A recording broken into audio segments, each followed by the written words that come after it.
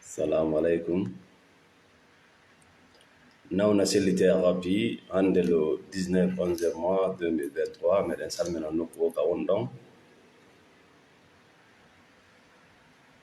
Bonjour à toutes et à tous. Ida mari hande tobbe hittude ka thérapie do de wawete sendodade bi isnillahi no tawa e majje faamugol hay hunde tabita ka hore deyti do. Mana hay hunde luttata e batte mum. Piiji din di foppet majji ko waylotoɓi. Merci beaucoup d'être là. Hay hunde tabita. Faamugol ma ɗi gundoji ɗo no wona sombo wawa feƴƴinde gurdam maɗan e hoore deƴere wonki. Merci la famille, merci Alpha Salibari, bonjour d'être là. Merci d'être là, merci beaucoup. Hay hunde tabita.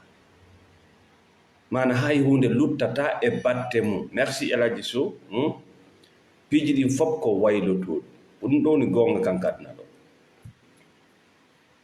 Hunde tawne nden no hitti hande moƴƴa hunde tawne nden no mawni, hunde tawne nden no mari darja moƴƴa hande e nder seeɗa e nder dumunde e nder duuɓi a tawoyay ko hunde tawde hay goɗɗo haaju mum ala e kon ɗum addi nde hunde nde iwde e hunde mawnude nde wona hunde nde mawna ko waɓuto. C'est le temps qui fait ça. Merci Al-Hassan Hadja Waliyatou depuis la Roumanie. Merci beaucoup d'être là avec nous. Mi inni hay hunde luttata e battem. Donc Tech Life Easy ƴettu gurdam ƴettirɗam hakkil ta jaɓu ronditagol piiji ɗi. Ta jaɓu mawningol piiji ɗi yeeso ma ha feƴƴita. Ida heɓa ɗo probléme tawa na probléme o mawni kono wonɗa mo yirde non mawni par ce que kanko bimbi Allah wiiɗi ɗo probléme on o feƴƴay woni o maayay woni. Kono ka miijoji ma ka hakkille ma e none no ne'iraɗa non ko ɗum woni mawninde probléme ma o. Partagez le live. Maudit Tula Job, bonjour, merci à tout le monde. Merci la famille.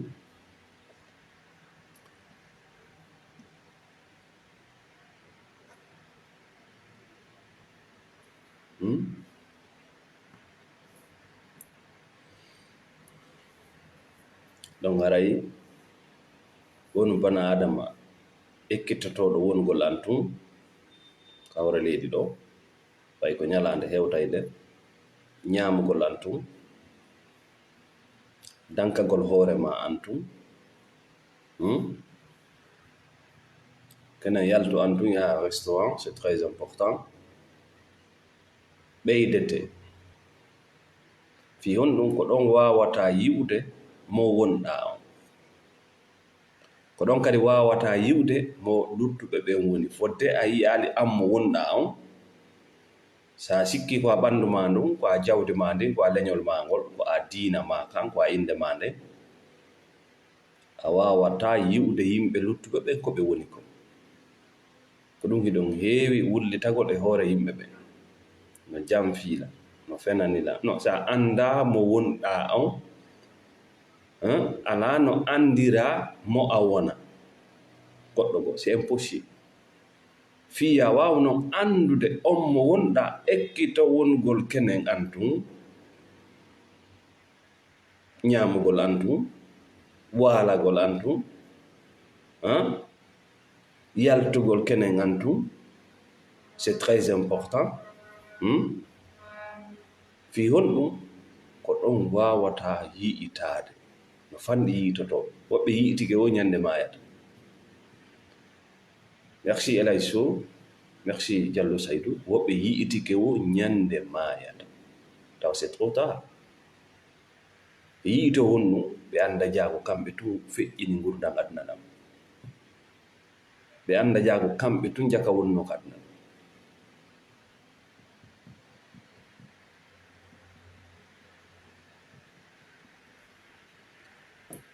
Merci la famille. Donc, pareil, partagez le live, mettez le cœur, abonnez-vous.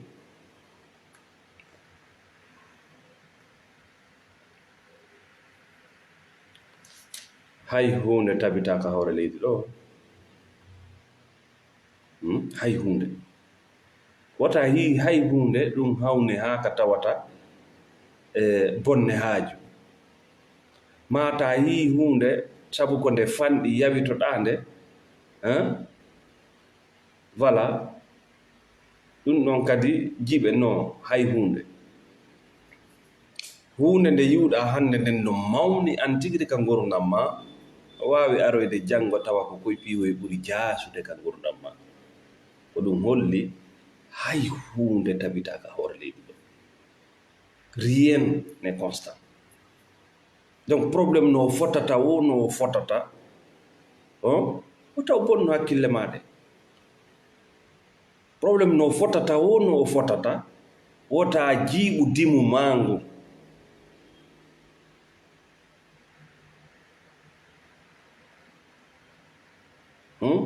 Probléme no fotata wo jiɓiliɓi no fotata wo no o fotata kaka hakkille ma o mawni, ka réalité ka goonga o mawna, parce que bimbi Allah weeti ɗo o sansay wota yaafo dimu mangum parce que tu as un problème. Ta jaɓu goɗɗo sooɗo e dimu mangum parce que tu as un problème. Jamais le problème va passer. Problème on fait, mais toi tu vas rester.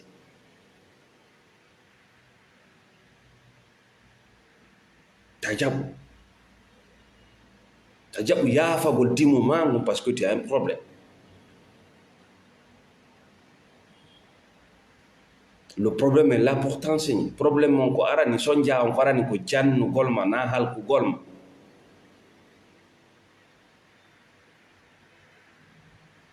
Ok, kala problème ko heɓuɗa ka hoore leydi ɗo, yalto e ɗi duwawuji gorɗo garda wata ɗum heɓan yo ɗum feƴƴi hoore. Tout ça c'est le religieux. Religieux jonne ma janngu ɗum ɗo heɓatama parce que lui c'est un vaurien. O anda Allah, o anda no aduna Allah tagiri e aduna, o anda no aduna gollir.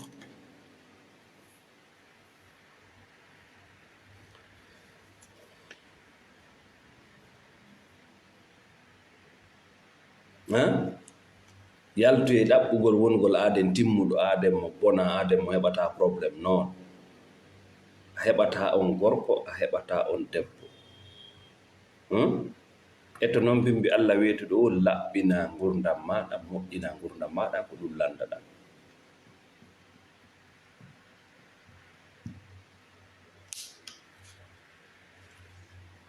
Merci julde ba, partagez le live. Donc il est marre de non natanen, toppere men den. Merci la famille qui est là encore. Elle a dit chaud, thank you brother. Vous êtes avec Nauna Shedi Thérapie.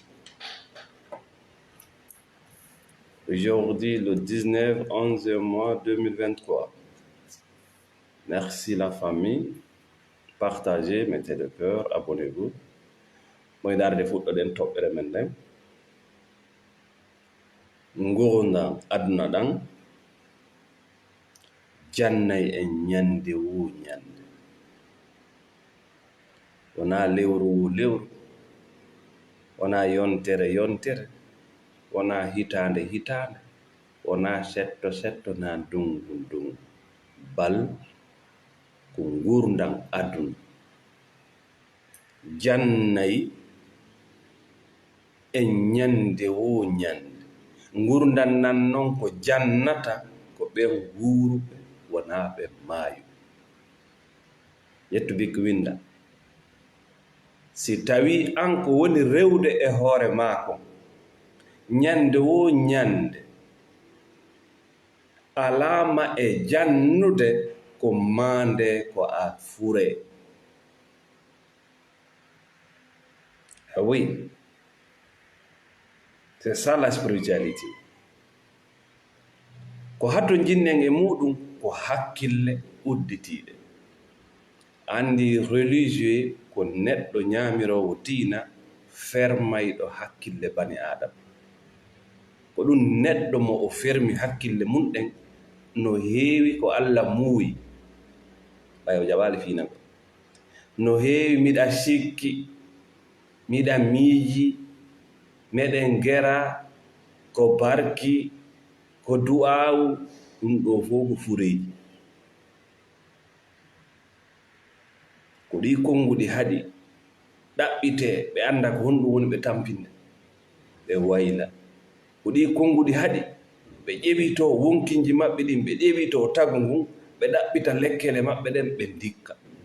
ko ɗi konnguɗi fuufafuuji jaasuɗi haɗi ɓe yurno ɓe ƴeɓito wondiɓe maɓɓe ɓen ɓe anda cawka ko ɗi sanamuji woni ɓe tampinde wona seytan. Seytanuru ko bani adama. mi fillito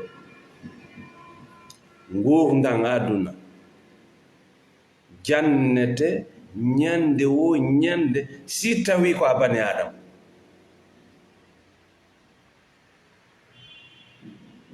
ko fi hon ɗum goɗɗo jannganta fi yo faam, ko fi hon ɗum goɗɗo faamanta ko fi yo gollitir, ko fi hon ɗum goɗɗo gollanta ko fi yo goɗɗum waylo.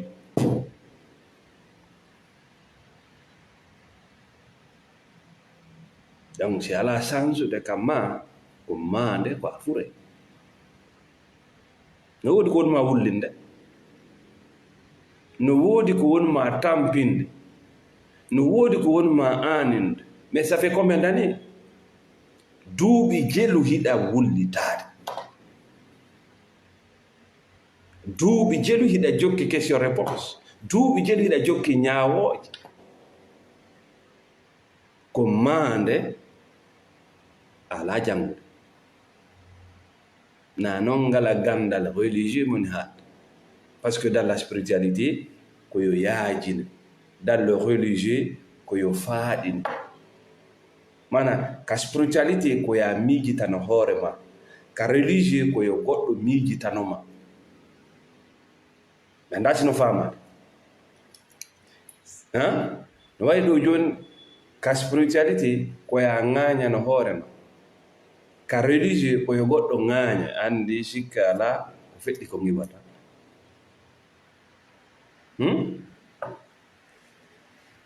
ka spiritualité ko a moƴƴintin oto ma on an tigui doginama, yiyeɗa ka driver seat ka chauffeur jortoɗo yiyeɗa ɗo uddita kapo on moƴƴintina.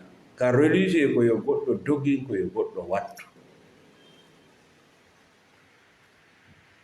Cherif Kounda, merci beaucoup.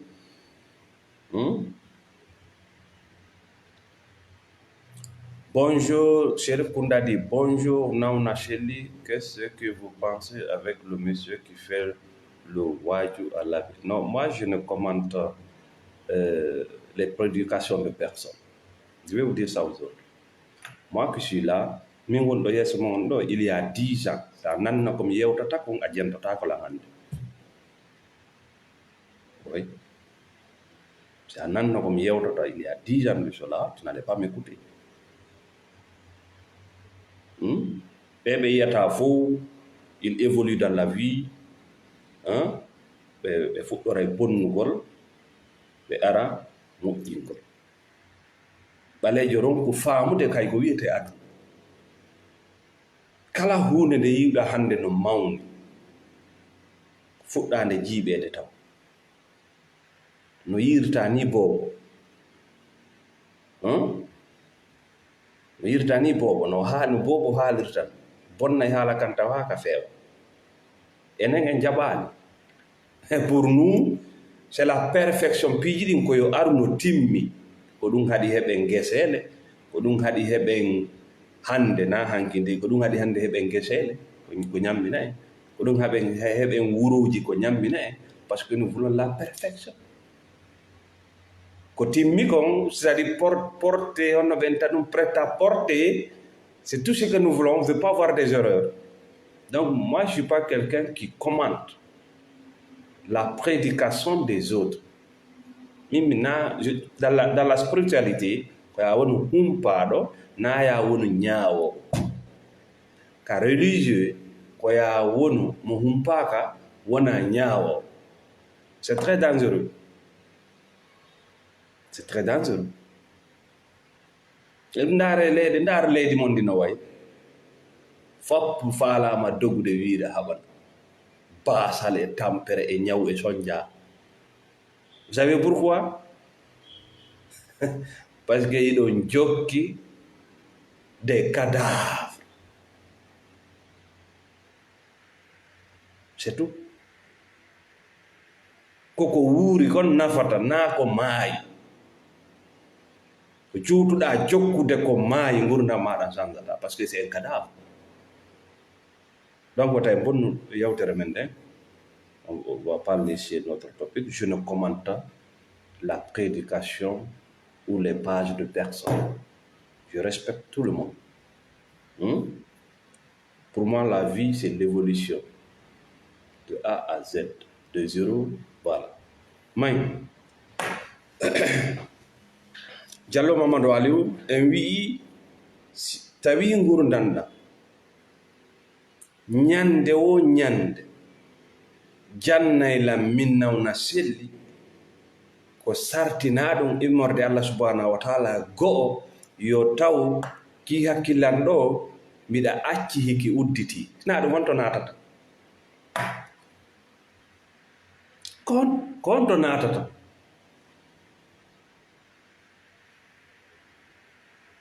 ko hay goɗɗo yennuma o jannete woni andi ka dina men ko attaɗa wiyeɗe ko ya janngo religieux jo an ari ƴetti deftere fewtinema. C'est pas ce que Dieu parle.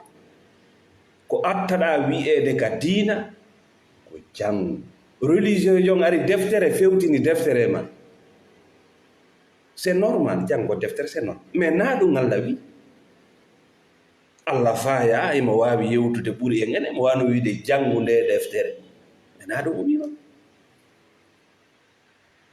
Koyni ko ya jang si a wondi e modi ma jangum sa wondi e ɓengu ma janguma woni janga won hakkille udditiɗe sa wondi e lanɗo ma on jangumo sa falama yawde e leydi jangu ɗi miijoji wonɗi akde ma jangu o wondiɗo ma jangu ɓe golloɓe ma.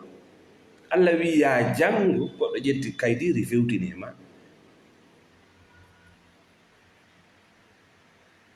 C'est que ça gagne jangude nin non kaydi, tu peux continuer ta vie. C'est pas ça que Dieu parle. Si ko ndin ɗon kaydi humpaɗa fi mum jang. Si ko ndin kaydi ndi o fewtini mum da, mais haaju ma ala e ndin kaydi. Haaju ma ala e deftere Allah nde. Sede haaju ma ala e deftere Allah nde, a tawnoraali deftere Allah nde e ngurdam maɗa. Deftere Allah nde ce sont des codes ko sariyaji ɗum no ka ngurdam men. ɗum no mowa wallina to goɗɗo wiyetiri ko fenande la révélation ɗum no mowa wallina to ko copie wona gollitirede copie tadi ko wawete jaɓede ko wona gollitirede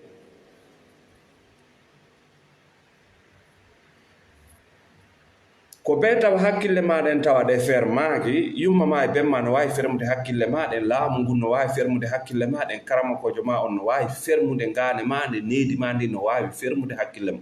Regarde la résistance ndaɗo sa yi gonga no wonɗa dartorade ko mande bogorowal ngal waɗama. No wodi yimɓe buyiɗon jindida e maɓɓe ɗo c'est des condamnés à mort ko ɗum hatta mimi wajo goɗɗo partager ko ɗum wiyete condamné à mort dans la spiritualité ko ɓen tawɓe waaju nafataɓe ko ɓen ɓe Allah inni a wawata naninde ɓen wonɓe ka gaburuji wona ɓe maayiɓe wona haalen koko woni no jindude hakkunde men ɗo kono yiyata nanata famata ɗum wiyete bahima. C'est-à-dire kesum wawata arde naata ka nder ngaandi ko kiɗɗum ko addi kon ko ɗum karam ko batini si hendike luuboto si bile hendike luuboto moccowo bonɗo si hendike sa ay politicien si hendike ko koko condamna ko hay thérapie nafataɓe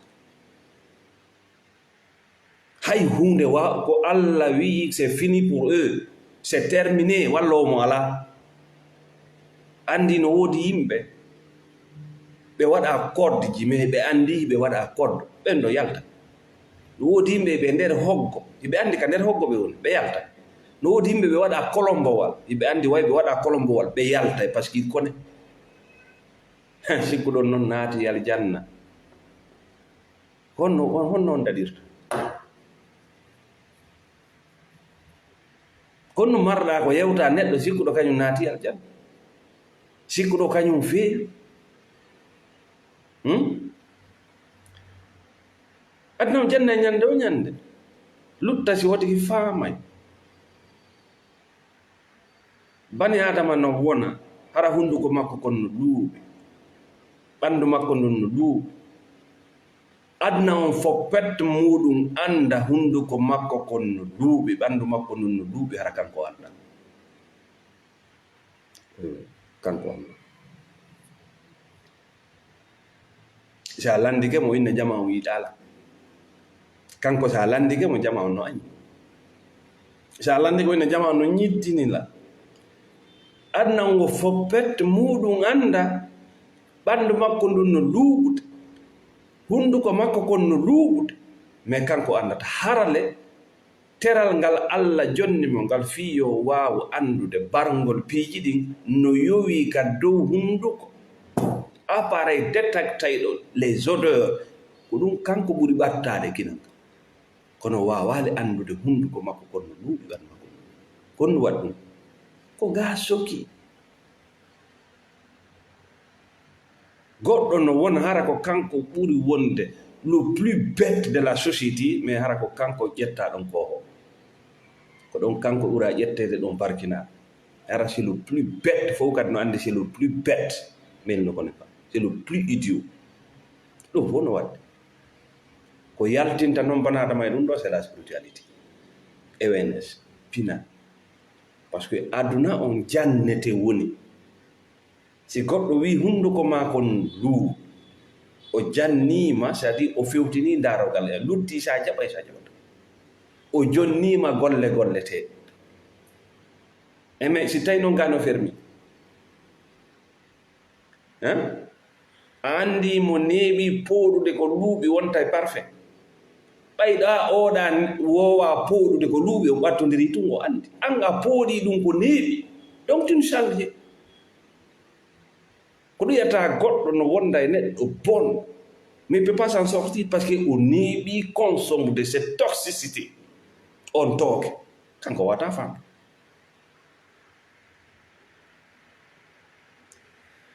merci Saliou Boje Balde merci Marouf Ba donc aray joni noon ko yo taw hakkil condition on ka spiritualité d' abord si aduna on jannete koyo taw hakkille maɗa en wudditi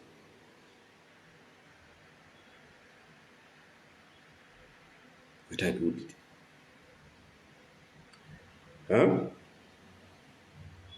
andi uddugol hakkille banaɗa man ko ya ittu ton miɗa andi ko menen ni ko fedde amen ni ko aadaji ɗum fof ko bogoroje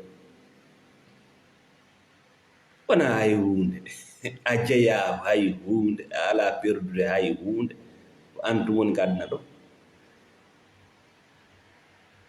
jogagol sifa ɗi fikraji ɗi pas haɗay goɗɗum ngo naata kono no andirta ndino weli ndino metti ko gotum jogiɗa kono no ñawirta ko anda ko a meeɗa ko a yiyade joni noon ko aduna on janna e ma ɗo ko ɗum ɗo tafay ma ko ɗum ɗo ɓendinay ma fi piiji ɗi habbiɗa ma fi piiji ɗi a habbaki mi fillito ƴettu bikki winda ko aduna on jannata en ko ñande o ñande kala bane adama mo fottuɗa e mum o jannete mo o woni on sifa makko guruje no e nder aduna on hiɗa habbi fottoygol e makko. Échantillon e fillito kala bani adama mo huwondirɗa e mum haysi ko 30 minutes himo mari million ji yimɓe wowɓe wa makko ɓe duwaɗa fottude e mum. On ɗon mo arde o inna sifa ɗum ɗo kadi no wooda, kono ko honno o jannirayma gaano soki, ko a ñaawowo, ko a fewnowo yimɓe, ko a mama solution, ko a papa solution, ko a waylowo yimɓe, ko yo yimɓe waylo, ko yo yimɓe wonu no faaliraɗa noon. Konno o jannata parce o aray tun o fuɗɗo feeñude tawayno ko galaɗi maɗin no towi, o ƴetta kopi ɓay ko ɗum welayno. Joni a yaali neɗɗo kala tampere rewnde e hoorema walli muslim to Allah ittu ɗum e hoore Allah mi janggi ɗum ɗo ɗum ɗo e yaltuga ɗum ɗo ɗum ɗon honno jannirayma darsu o ngari iɗa occupi yo Allah dande Allah ittu e hoorema jange naylan ɗum ɗo jettanaylan o sadaka honnon e ngorɗan kori ɗum nano ngadnaw yara kala sonjamo Allah ari liɓi e hoorema jooɗo taskoɗa. Sonja on ko o karama ko molana kono ko honno famirta ira jogii toon jikru wi ma ira ɗaɓɓa toon ko mi jangata ɗum ɗo yiwa honno e gurdan noon kadi Allah ma on na noon wayi ko Allah bana adama on wayi noon ɓay mo luwi. Allah ma on ko moƴƴo o addata sona kon ko moƴƴamma no serti noon ko moƴƴamma kon e ko moƴƴi ɗaya ɗo hunde nde moƴƴa c'est vrai mais hinde moƴƴamma si ngujjo nangama waɗama pine no moƴƴanimo si o yalti ɗon moƴƴa waɗegol pine moƴƴa mais no moƴƴanimo si escrojo nangama abus de confiance si infection nangi jeeno si kaka hersata no moƴƴi. Allah makko on ko moƴƴo o addata si wona ko moƴƴanimo serti ko moƴƴi e ko moƴƴani. Janfa kan ka moƴƴa mais ka moƴƴanima tawgol ko o mo hooliɗa wonma janfaade andi jaka mo hoolike wota o wersino a ñamdike ka a ñamdaki Allah ittuɗum ñaña ko fuus iɗa naati darsu iɗa jannede iɗa du'ade ko ɗum famata an iɗa sukkude aduna ko weli to ndaaru lo'ere e jaasere o religieux rondi lo'ere e jaasere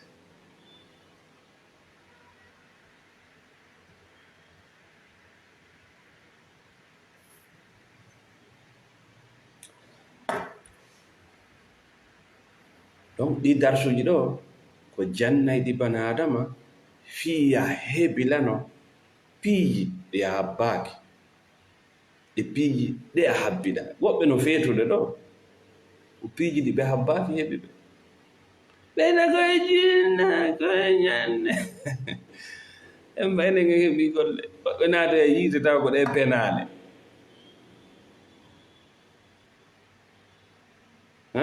o ƴetti ɓernde makko nden o jonni goɗɗo ƴetta ɓernde ma nden jonna goɗɗo.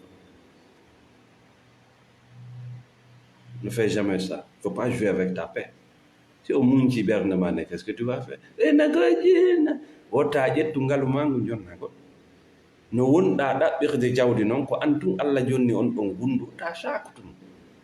Garde ça pour toi. Ɓe lanci entreprise ma so faali. Sendinir giggol e humagol. Accu oya heɓa espace ka foofa wona ɗum ko ɓe mi humo e ma ko ambo wima dewgal y a plus de vie privée ambo wima. Merci mon frère DJ Ibrahim, merci beaucoup. Merci Jules de Balde, Diallo Amadou Sadio, Dongaray. Sa yitung Allah wi en ka dina wahinaka jango wata religieux jo aru ƴetta deftere fewtina e ma. Si tawi hiɗa faala juulude yaw ƴetta deftere nden ndaara ko honno juulirde.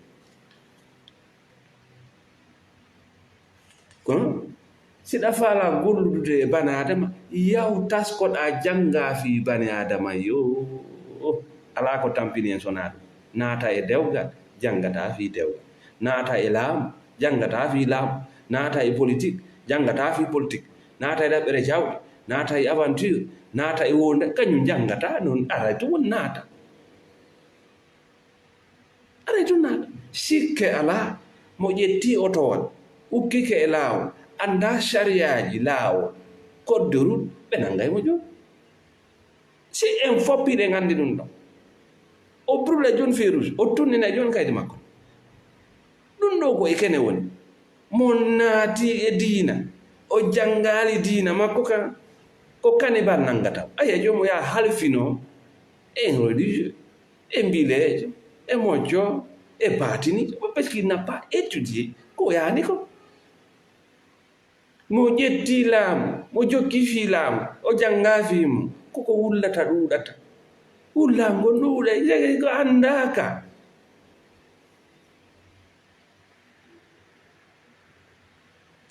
Min numa diina wahina kanno moɓa naɓa wallina to woɓɓe no yewrinna haɓɓi fiita yiwɗo ko wahina kopi on no ƴetta ɗum no sakita warto. Kopi on go duwawuji sadi ko yallaru golla o jonne juuɗe o jonne koyɗe o jonne gite o jonne noppi o jonne ɗenga o jonne ngaada a tefi andugol ko ha honto ɗum ɗo wawata gollude. may kenenta si en ari e hawrodirgol e alhaaliji ɗi tawata en heblanaaki joɗɗen e mafagol ko mande a finaaki darsuji feƴƴuɗe ɗi mi filli toon no ara e men kenen alhaaliji ara yana e men waw ɗum ɗo jiɓa en maapina en ko honno yaltirɗen e ɗum kenen yalta e ɗum jiɓoɗa ko honno mi gerdi mi yaltiri mum honno ɗum ɗo feƴƴiri haqiqa ko an woni faamaali kono aduna ñande o no jannodema c'est-à-dire ça c'est la répétition hannde ko dabbunde janngo ko ceeɗu faɗɗi janngo ko setto ko ɗum woni e yiilondirde ka ngurdam ma na kesu c'est-à-dire yahay woni arta kono kala alhaali arɗo so tawi a faamima so arti a wullata a jalay woni a nafitora e woni par ce que a anday jakka ceeɗu no mari nafoore ndungu no mari nafoore sayi janngol no mari kala ko Allah addi no mari nafo ko angal faamugol nafoore mum nde waɗi siɗa yiide lorra mum ka. Merci Thierno Diallo, merci Harouna Sow, Boubacar Sidiki Sow, merci beaucoup. Jiboɗen est ce que miɗa mari taaga yaltugol e o probléme noddu Nawna Selli faut contacter Nawna Selli pour la thérapie jiɗa mari taaga double sa yi yimɓe ɓen yeeso ma hiɓe mawni bandi a deppi ko goɗɗo deppinma ko needini neɗanin deppinma ko ɗum sikkuɗa an golle maɗen ko golle hoye jaasokoye tun ko ɓe wona ley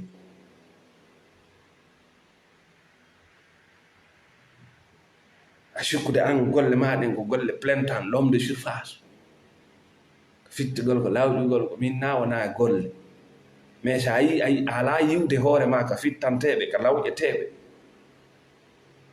ka fewjoɓe no woodi ko ɗannimma. Si wona ɗum sa fittani goɗɗo iɗa duwa fittanede e nder duuɓi seeɗa. si a lawƴani goɗɗo iɗa duwa lawƴanede e nder duuɓi seeɗa ko par ce que iɗon wondi iɗa duwa ɓeydade iɗa duwa janngude. sa gollani lanɗo e nder duuɓi seeɗa aɗa duwa laamade.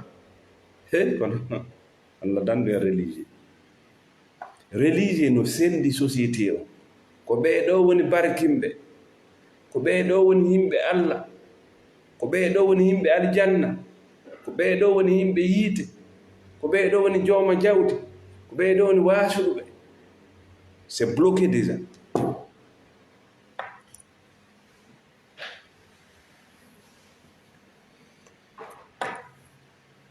hiɗe mari doole waylugol soñjaaji wonɗi heɓdi en ɗi. Aduna on addantama hay hunde ni tun. Aduna on arata liɓa goɗɗum e ma ni tun. Y a pas de hasard.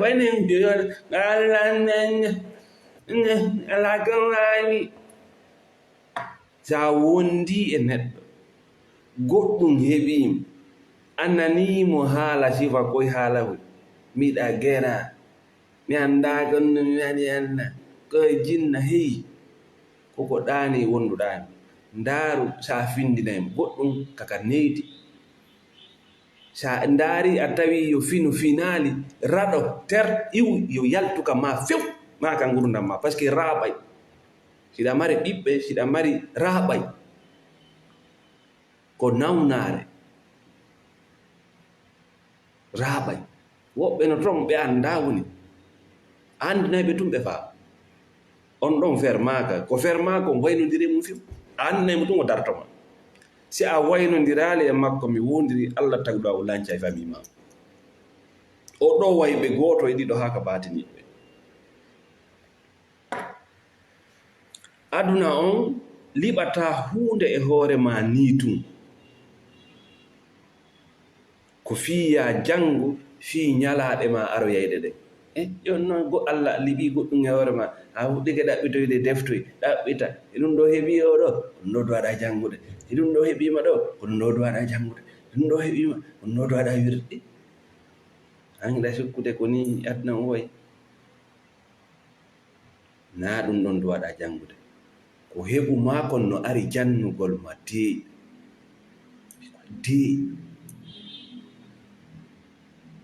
accu yimɓe ɓen sappo ma accu yimɓe ɓen kañum accu janne a ɓuray on neɗɗo mo ɗum rewaɗemo. amma c'est ça ko yiyata ɗo no hebbina juulirdaji no juula toon no goɗɗum ko angal golle y a pas de travail. o yiyata aden no heɓi ɗo haaju jama wi ara mawɓo ha lawol ngo ko angal golle yimɓe ko ɗum faama y a pas de boulot les gens ne travaillent pas. ndolokeji janni no yaha golle ala par ce que no woodi ko wiyete lampo gerto fawti ɗum ɗum ɗo fuu. lampo gerto ko poson wonande aduna o.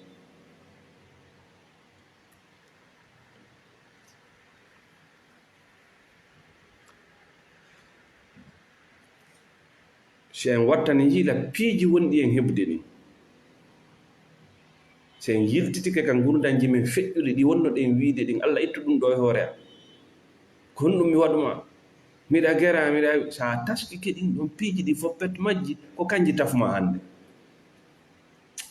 mi waɗani yimɓe thérapie mais c'était no yurmi woni waɗi no yurmi c'est à dire alhaaliji des expériences négatives ñittuɗi kanuɗi ɗiɓe rewi mum hanki ma rewnodi e hoore maɓɓe hanki ɓe faalaka hay miijade fiiɗum ɗum no metta ɓe ɗum no jitta ɓe mais ɓe yejjiti ko ɗum ko produit ɗum woni ɓe hannde.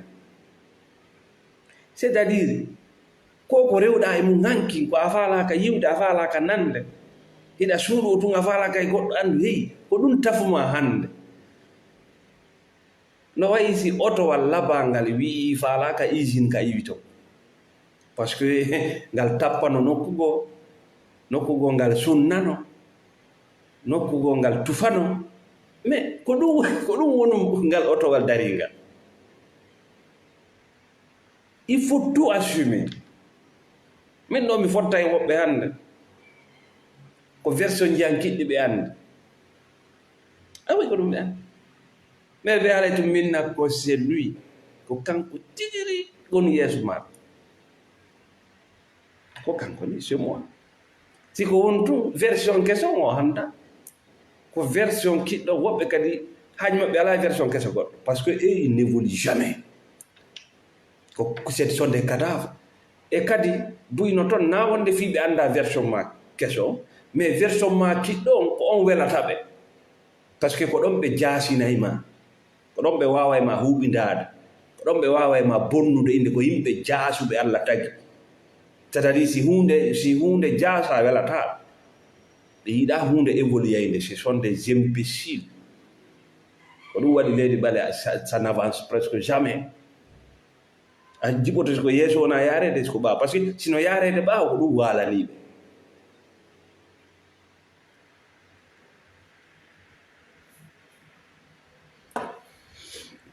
ko ɗum waɗi woɓɓe e moodiɓɓe moɗon susata ya ɓeydu ɗum ɓe yiiɗi ha ya woni tun e ka ɗanotoɗa woɓɓe sonnaɓe moɗon susata e moodi mum ɓeydu yo évolue woɓɓe patron ɓe mon susata par ce que version keso ɓe susata par ce que la nouvelle version n'est pas facile à contrôler parce que ɓe annda on ɗo koko ɓe anndi ko welata ɓe kaari ko hunde kaari donc là ils peuvent te contrôler parce que là ils maîtrisent cette version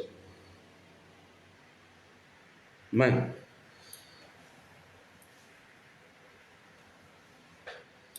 a wattan yiila duuɓi feƴƴuɗi maaɗi a taway alhaaliji maaɗi expérience ji maaɗi fof no humondiri na wonde gokkunno de ko réalisé miijorta noon sikka aduna goono ga aduna goono to ɓe to menen ga ko ɗum addi fedde tout est interconnecté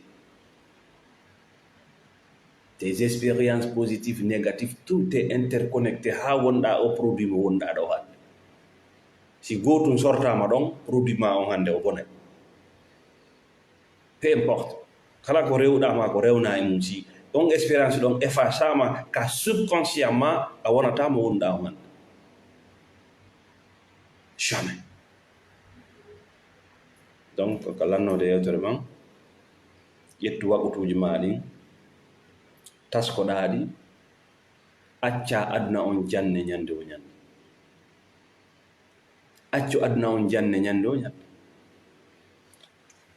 donc harayi ko ɗo wonɗen hattude hannde min anndintinayi wonɓe ndaakde oɗo page nawna selli thérapie wona waajotoɗo mi ala nafoore puttere ko mi waajoroma mi waajoma fii hunde ko hoore am mi duwa waajade na an ko an kadi duwa waajade hoore ma c'est comme ça que je compte mi aray ɗo woni mi sendoda e kala faalaɗo komi hooli komi fiɓi komi woni e jangude komi woni yi'irde woɓɓe ko woɓɓe ko kadi wonla windande tout est là. Il n'y a pas de magique dans la spiritualité. Mi aray ɗo woni mi yeeya thérapie ko non thérapie ko ndikka nawnaje men bus jikku yanko ko neediiji ɗi ne'aɗen ko ɗum haɗi dewgal ma ngal moƴƴo ko ɗum haɗi ɗaɓɓere ma jawdi moƴƴo nawnaje men bus ko feeñude ɓanndu yanko ko noone no wonɗen e wuurirde noon tun tuuɗele heewa e men kala ko tuuni ñaway ɓuuri ko tuuni mi aray ɗo kadi mi yeeya ɗen lekke donc mi naami waajotoɗo sakko goɗɗo ko fedde honde no mari gonga alaga gonɗo ɗaɓanta gonga haaju yimɓe ɓen e gonga taw est ce que yiɗa faami tawi siɗa faami aduna o na yiyande wotere wonde yiwde aduna o siɗa haala fi gonga on gonga ko wota bet woni ga aduna ɗa koko ko wayna loddi kon fof koko wona ɓeydede ɗuyte tan fi no haaju feƴƴiɗa. Merci Amadou Diallo, merci Abdou Diallo ɗon ara ko ɗo nde gattude hannde. Minen salmina sponsor ɓe amen ɓe fof wontirɓe États-Unis, Thierno Diallo, Dieynabou. Merci Pam Mamad New York. Merci voilà, à toute la famille des États-Unis. Merci Ibrahim. Merci aussi qui encore. Merci Dansoko Mamadou Siré. Merci M. Sabu depuis la France. Merci mon vieux Abraham Bekos depuis la Hollande. Merci ma soeur voilà, Fatou depuis la Belgique. Merci à toute la famille. Merci à toutes les personnes de près ou de loin qui soutiennent cette page pour l'évolution de cette page. Merci à tout le monde. Salam alaikum wa rahmatullah.